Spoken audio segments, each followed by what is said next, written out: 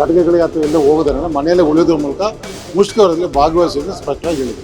ಖಾಸಗಿಯವನ್ನ ಬರೋದು ಕಾಣ್ರೆ ಅದು ವ್ಯರ್ಥ ಪ್ರಯತ್ನ ಸರ್ಕಾರದಿಂದ ಆಗಬೇಕು. ಅದು ನಮ್ಗಿನ್ನು ಜಂಟಿ ಕ್ರಿಯಾ ಸಮಿತಿಗೆ ತಲುಪಿಲ್ಲ. ಸದ್ಯಕ್ಕಂತೂ ಮುಷ್ಕರ ಚಾಲ್ತಿಲಿ ಇರುತ್ತೆ. ಸಾರಿಗೆ ನೌಕರರೊಂದಿಗೆ ಮುಖ್ಯಮಂತ್ರಿ ಸಿದ್ದರಾಮಯ್ಯ ಅವರು ಕೂಡ ಇವತ್ತು ರಾಜಿ ಸಂಧಾನ ಸಭೆಯನ್ನ ಮಾಡಿದ್ರು. ಆದ್ರೆ ರಾಜಿ ಸಂಧಾನ ಸಭೆ ವಿಫಲ ಆಗಿರುವಂತದ್ದು. ಈ ಹಿನ್ನೆಲೆಯಲ್ಲಿ ಇವತ್ತು ಬೆಂಗಳೂರಿನ AITUC ಕಚೇರಿಯಲ್ಲಿ ಪತ್ರಿಕಾಗೋಷ್ಠಿ ನಡೆಸಿರುವಂತದ್ದು.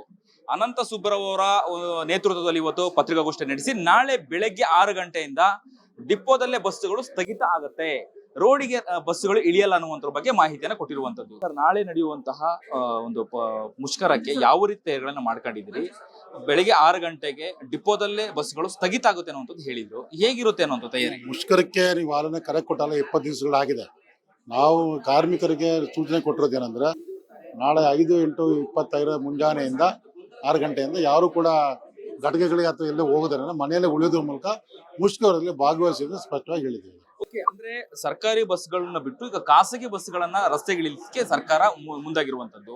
ಹಾಗೆ ಸಾರಿಗೆ ನೌಕರರ ಗತಿ ಏನು ಅನ್ನುವಂಥದ್ದು? ಸಾರಿಗೆ ನೌಕರರ ಗತಿ ಏನಾಗೋದಿಲ್ಲ. ಅದು ಯಾಕಂದ್ರೆ ನಾಳೆ ಸರ್ಕಾರ ಕೂಡಲೇ ನಮ್ಮನ್ನ ಕರೆಸಿ ಮಾತುಕತೆ ಮಾಡಿ ಏನೋ ಒಂದು ಬಗೆಹರಿಸಿದ್ರೆ ಅಲ್ಲಿ ಖಾಸಗಿ ವಾಹನಗಳು ಬರೋ ಪ್ರಶ್ನೆ ಉದ್ಭವ ಆಗೋದಿಲ್ಲ.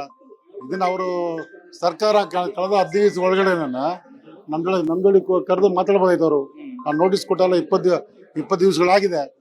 ನಮ್ಮ ಜೊತೆ ಕರೆದು ಮಾತನಾಡಿ ನಮ್ಮ ಬೇಡಿಕೆನ ಬಗೆಹರಿಸಿದ್ರೆ ಈ ಒಂದು ಖಾಸಗಿ ವಾಹನಗಳಲ್ಲಿ ಬರುವಂಥ ಪರಿಸ್ಥಿತಿನ ಉದ್ಭವ ಆಗ್ತಿರಲಿಲ್ಲ. ಖಾಸಗಿ ವಾಹನ ಬರೋದು ಕಾಣ್ರೆ ಯಾರು? ಸಾರಿಗೆ ನೌಕರರಲ್ಲ, ನಮ್ಮ ಕಾವಲು ಸಂಘಟನೆ ಅಲ್ಲ. ಅದು ಸಂಪೂರ್ಣ ಹೊಣೆಗಾರರು ಸರ್ಕಾರ ಮತ್ತು ಆಡಳಿತ ವರ್ಗ ಅಂತ ಹೇಳ್ಬೇಕಾಗುತ್ತೆ. ಒಂದು ಖಾಸಗಿ ವಾಹನಗಳು ಬಹಳಷ್ಟು ದಿನ ಅಲ್ಲಿ ಓಡಾಡೋದಕ್ಕೆ ಅದು ಸಾಧ್ಯ ಇಲ್ಲ.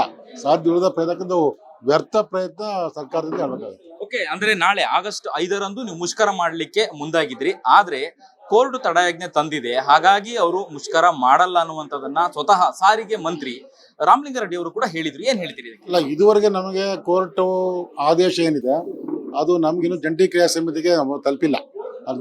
ಏನು ಸ್ಪಷ್ಟವಾದ ನಿರ್ದೇಶನ ಏನು ಕೊಟ್ಟಿರೋ ನಮ್ಗೆ ತಲುಪಿಲ್ಲ. ಆದ್ರಿಂದ ಈಗ as it is today as an ನಾವು ಮುಷ್ಕರ ಅವ್ರದ್ದು ಚಾಲ್ತಿಲಿರುತ್ತೆ.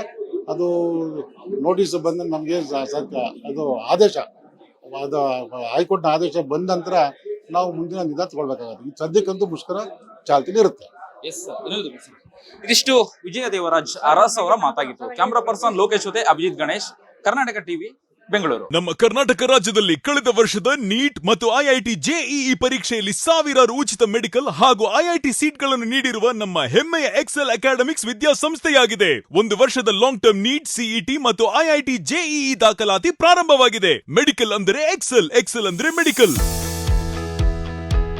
ನಾನು 86 kg ಇದ್ದವಳು 71 kg ಬಂದಿದ್ದೀನಿ. ವಯಸ್ಸಾದ್ಮೇಲೆ ಸ್ಮಾರ್ಟ್ ಆಗಿ ಕಾಣ್ತೀರಾ ಅಂದ್ರೆ ಜಿನ್ನಿ. 126 kg ವೇಟ್ ಇದೆ. ನಾವು ಈಗ 114 kg ಲೆಕ್ಕ ಬಂದಿದ್ದೀವಿ. ಯಾವುದೇ ಸೈಡ್ ಎಫೆಕ್ಟ್ ಆಗಿಲ್ಲ. 84ರಿಂದ 50 kg ಬಂದೆ. ಆಮೇಲೆ ಸಣ್ಣಗೆ ಫಿಟ್ ಆಗಿದ್ದೀನಿ. ಅದಕ್ಕೆ ನಾನು ಯೂಸ್ ಮಾಡ್ತಾ ಇರೋದು ಜೀನಿ ಸ್ಲಿಮ್.